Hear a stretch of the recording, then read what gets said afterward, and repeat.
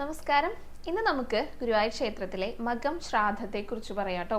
വർഷത്തിലെ 2 തവണയായിട്ടാണ് ഇവിടെ ക്ഷേത്രത്തിലെ ശ്രാദ്ധ ചടങ്ങുകൾ നടക്കുന്നത്. ഒന്ന് കന്നിമാസത്തിലാണ്, ഒന്ന് കുംഭമാസത്തിലെ ഈ മകത്തിനാണ്. അപ്പോൾ അത് ഇന്നാണ്.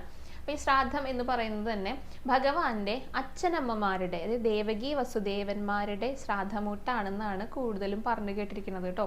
ഇപ്പോൾ 2 ശ്രാദ്ധം നടക്കുന്നുണ്ടെന്ന് പറഞ്ഞല്ലോ, ഒന്ന് അച്ഛൻ്റെയും ഒന്ന് അമ്മയുടെയും. അങ്ങനെയാണ് സാധാരണ കൂടുതലായിട്ട് പറഞ്ഞു കേട്ടിട്ടുള്ളത്. പിന്നെയും പറയാറുണ്ട്, നമ്മുടെ ഗുരുവായൂരപ്പന് എല്ലാ സ്വത്തുക്കളും സമർപ്പിച്ച ധാരാളം ഭക്തരുണ്ട്. അപ്പോൾ അവരുടെ എല്ലാം ശ്രാദ്ധം ഒരുമിച്ച് ഊട്ടുകയാണ് എന്നും പറയാറുണ്ട്. പിന്നെ ഒരു ആനയുടെ ശ്രാദ്ധം എന്നും പറയാറുണ്ട് കേട്ടോ. ഭഗവാന്റെ നമ്മുടെ ഗുരുവായൂർ ക്ഷേത്രം ഉണ്ടല്ലോ, പുനർനിർമ്മിക്കുന്ന ആ ഒരു സമയത്ത് കരിങ്കല്ലൊക്കെ വലിച്ചു കൊണ്ടുവരാനായിട്ട് ഒരു പിടിയാന ഉണ്ടായിരുന്നു.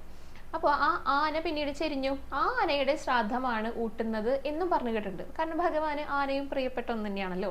ഏറ്റവും കൂടുതൽ പറഞ്ഞു കേട്ടിട്ടുള്ളത് ദേവകി വസുദേവന്മാരുടെ ശ്രാദ്ധമാണെന്നാണ് കേട്ടോ. അപ്പോൾ ഇന്നാണ് മകം ശ്രാദ്ധം. അത് വളരെ നേരത്തെ തന്നെ അതിൻ്റെ ചടങ്ങുകളൊക്കെ നടത്തും. ചെറിയൊരു ചടങ്ങാണ്, നൃത്താറയിൽ വെച്ചിട്ടാണ് നടക്കുക. ശാന്തിയേറ്റ കീഴ്ശാന്തിയാണ് കേട്ടോ ശ്രാദ്ധം ഊട്ടുന്നത്. അത് സ്വീകരിക്കാനുള്ള അവകാശമൊക്കെ ഉണ്ട്, കക്കാട് കുടുംബത്തിലുള്ളവർക്കാണ്. അതേപോലെ തന്നെ പുലിയന്നൂർ നമ്പൂതിരിക്കാണ് അതിൻ്റെ പ്രായശ്ചിത്ത ദക്ഷിണയൊക്കെ നൽകുന്നത്. അപ്പം അതാണ് മകം ശ്രാദ്ധം ഇന്നാണ് ഗുരുവായൂർ ക്ഷേത്രത്തിൽ നടത്തുന്നത് കേട്ടോ.